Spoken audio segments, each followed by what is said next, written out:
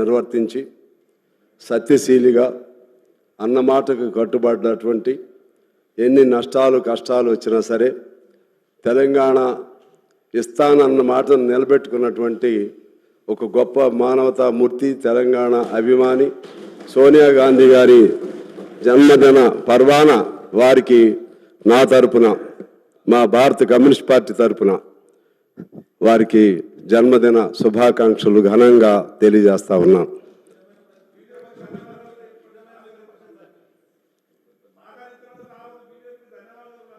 మేము ఎప్పుడు బీజేపీ అంటే దానికి మళ్ళీ ఇంకోసారి చెప్తా, దానికి కొన్ని రిజర్వేషన్స్ ఉన్నాయి. Okay, thank you. రెండోది, ఈనాడు తెలంగాణ తల్లి విగ్రహ ఆవిష్కరణ సంబంధించి మిత్రులు టీఆర్ఎస్ అంటే ఇప్పుడు బీఆర్ఎస్ వారు కూడా ఉంటే బాగుండేదనేది నా అభిప్రాయం.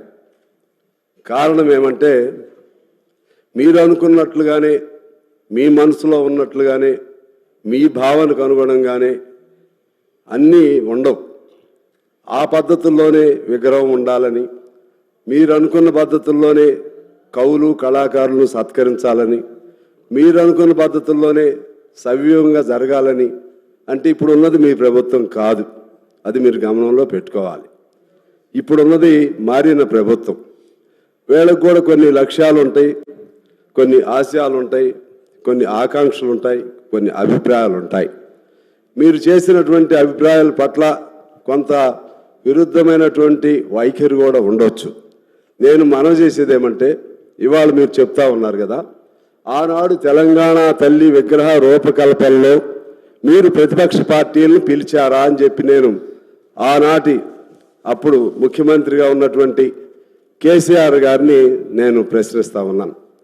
నాకు తెలిసి ఆ రూపకల్పన ఎలా ఉండాలని, దానికి సంబంధించినటువంటి విధి విధానాలు ఎలా ఉండాలి, లేకపోతే దానికి సంబంధించినటువంటి ఆవిష్కరణలో ఉన్నటువంటి ఆ పలు అంశాలు ఎలా ఉండాలని ఎవరితో కూడా చర్చించిన పరిస్థితి లేదు. మమ్మల్ని అయితే పిలవలేదు. ఇంకెవరినైనా పిలిచారో నాకు తెలియదు. మమ్మల్ని ఎందుకు అంటున్నానంటే, మేము కమ్యూనిస్ట్ పార్టీగా ఒక జాతీయ పార్టీ అయి ఉండి కూడా విశాలాంధ్ర కోసం అనేక త్యాగాలు చేసిన పార్టీ అయి ఉండి కూడా తెలంగాణ ప్రజల ఆకాంక్షలను అర్థం చేసుకుని కేంద్రంలో ఉన్నటువంటి భారత కమ్యూనిస్ట్ పార్టీ ఒక నిర్ణయం చేసింది.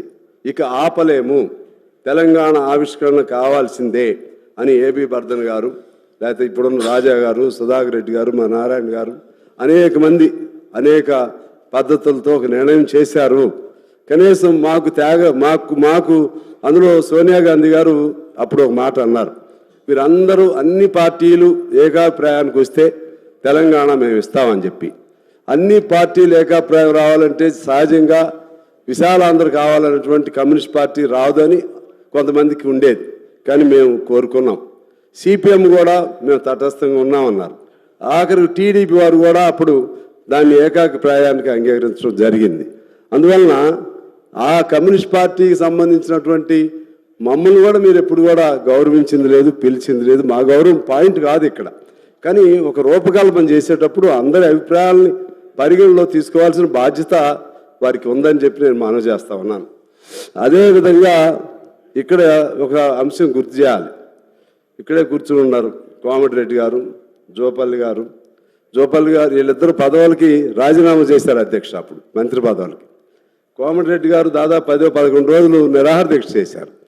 వీరందరి కృషి ఉంది ఇందులో.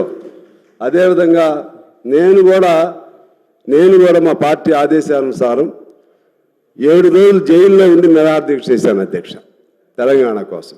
700 కిలోమీటర్లు పాదయాత్ర చేశాను. మా తుమ్మల గారు కూడా నాతో పాటు కాసేపు నడిచారు. అప్పుడు అంటే ఇక్కడ ఉన్నవాళ్ళు మన పొన్నం ప్రభాకర్ గారు పార్లమెంట్లో మంచి గొప్ప రోల్ ప్లే చేశారు. ఇలా అందరి పాత్ర, ఎవరి పాత్ర వాళ్ళది ఉంది. సకల జనుల సమ్మెకి సంబంధించి జయశంకర్ గారు, లేకపోతే కోదండరామ్ గారు, ఇంకా అనేక మంది త్యాగధనులు అనేక మంది అనేక పద్ధతుల్లో కృషి చేశారు. మా సింగరేణి అప్పుడు మేమే గుర్తింపు సంఘం. మా సింగరేణిలో దాదాపు పనికి వెళ్లకుండా 45 రోజులు సకల జనుల సమ్మెలో పాల్గొనడం జరిగింది అధ్యక్ష. ఏఐటీసీ అప్పుడు ఆర్టీసీలో మేమే గుర్తింపు సంఘం. ఆ విధంగా అందరం కలిసి చేశాం. అందరం కలిసి చేస్తేనే ఆనాడు తెలంగాణ సాకారమైంది. సాకారం అవటంలో సోనియా గాంధీ గారు భిన్నాభిప్రాయంతో ఉండి లేకపోతే కుత్సితమైనటువంటి ఆలోచన చేస్తే తెలంగాణనే వచ్చేది కాదు.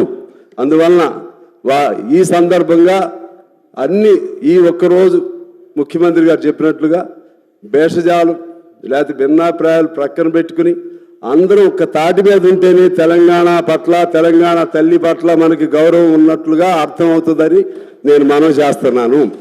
లేకపోతే రాజకీయ కోణంతో తెలంగాణ తల్లిని కూడా వివాదాస్పదం చేస్తే చరిత్ర మనల్ని క్షమించదు అని చెప్పి నేను మనవి చేస్తా ఉన్నాను.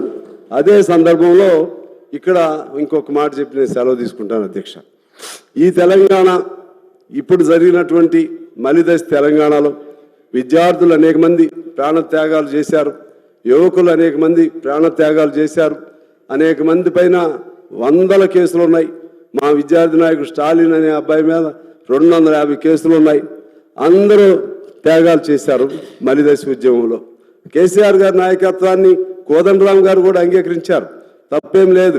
అప్పుడున్న పరిస్థితుల్లో అంగీకరించడం జరిగింది. కానీ దాన్ని చూసి ఇంతమంది ఈ త్యాగాలన్నీ తను ఒక్కరే అనే భావనతో ఎవరున్నా సరే ఎవరు మహాత్మా గాంధీయే నేను ఎప్పుడు చెప్పడం, కానీ ఆ భావన ఉండకూడదని చెప్పిన వారికి మనం చేస్తూ ఉన్నాను. దీనికంటే మూలం ఆనాడు వీరోచిత తెలంగాణ సాయుధ పోరాటం, తెలంగాణ రైతాంగ సాయుధ పోరాటం జరిపిన విషయాన్ని కూడా మీకు గుర్తు చేస్తున్నాను అధ్యక్ష. ఆనాడు 4,500 మంది మరణించారు, అది కూడా నేను గుర్తు చేస్తున్నాను. దానికి పిలిపించినటువంటి మగ్దుం మొహిద్దీన్, బద్దం మెల్లారెడ్డి, రావి నారాయణ రెడ్డి, ఇటువంటి గొప్ప యోధులు, సాకలి ఐలమ్మ, దొడ్డి కొమరయ్య, వీళ్ళందరూ కూడా కమ్యూనిస్టు యోధులే. వాళ్ళందరి పేర్లతోనే మీరు ఉచ్చారణ చేస్తూ ఉంటారు. వారందరి త్యాగాలతో ఆనాడు హైదరాబాద్ సంస్థానం నుంచి తెలంగాణ విముక్తి జరిగింది. ఆ తర్వాత అందరి కృషితో, కోర్స్ మీరు లీడర్ కావచ్చు, కానీ అందరి కృషి ఉంది, అన్ని పార్టీల కృషి ఉన్నాయి. అందరితో ఆనాడు హైదరాబాద్ నుంచి మన తెలంగాణ విముక్తి చెందింది. కమ్యూనిస్ట్ పార్టీ రోల్ తీసుకోలేదు కదా, మేమే అని చెప్పి తీసుకోలేదు కదా, వ్యక్తిగతంగా ఎప్పుడు తీసుకోలేదు కదా. అట్లనే గత ముఖ్యమంత్రి గారిని నేను మనవి చేస్తున్నా, మీరు టీఆర్ఎస్ని బీఆర్ఎస్ చేసేసుకుంటారు, మీరు అనేక మార్పులు చేసుకుంటారు. ఇది ఇప్పుడున్నటువంటిది వాస్తవం మాకే అనిపించింది. తల్లి అంటే తల్లికి తల్లికి ప్రతీక ఎలా ఉంటుంది? బంగారం, ఎప్పుడు బంగారపు మెడలు లేకపోతే బంగారపు వడ్రాణాలు లేకపోతే ఇటువంటి కాదు కదా. సామాన్యులకు అందుబాటులో ఉండే రూపమే తల్లి రూపం. హస్తం అంటే వారు అభయహస్తం అన్నారు, నేనేం ఆశీస్సులు అంటున్నాను. ఒక తల్లిగా ఆశీస్సులు ఇస్తా ఉన్నారు. అందువలన ఆ విధమైనటువంటి ఈ అన్ని అంశాలని గమనంలో తీసుకుని ఈ ప్రతిరోజు తెలంగాణ ఈ డిసెంబర్ 9న గొప్ప పర్వ దినోత్సవంగా జరపవలసినటువంటి బాధ్యత ప్రభుత్వంగా తీసుకోవాలని కోరుతూ, అదేవిధంగా ఆనాటి విజయం సెప్టెంబర్ 17, దాన్ని కూడా భేషజాలు లేకపోతే బింకాలు లేకపోతే బిడియాలు లేకపోతే ఇంకేమన్నా మానసికంగా లోపల ఉన్న అడ్డంకులన్నీ వదిలేయండి. అందరూ అంగీకరిస్తున్నారు దాన్ని కూడా అధికారికంగా చేయమని చెప్పి నేను మిమ్మల్ని కోరుకుంటూ మీ ద్వారా అధ్యక్ష మీకు హృదయపూర్వక నమస్కారాలతో సెలవు. Thank you. గౌరవ మంత్రి గారు కోమటిరెడ్డి